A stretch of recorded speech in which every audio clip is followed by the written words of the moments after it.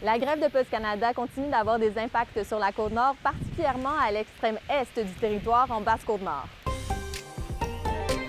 Pour les élus de la Basse-Côte-Nord, le conflit qui dure depuis près d'un mois isole encore davantage la région.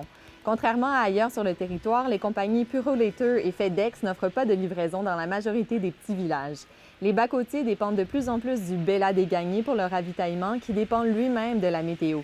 Les élus indiquent que les livraisons du navire ne suffisent pas et que le service de livraison de Post Canada devrait être considéré comme essentiel, même lors d'une grève.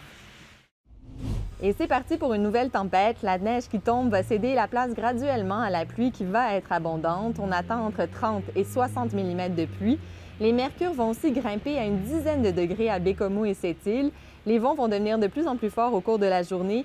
Ils pourraient atteindre des pointes de 100 km/h à l'est du territoire demain. Environnement Canada a d'ailleurs émis un avis d'onde de tempête dans les secteurs de Galix à Sheldrake demain matin.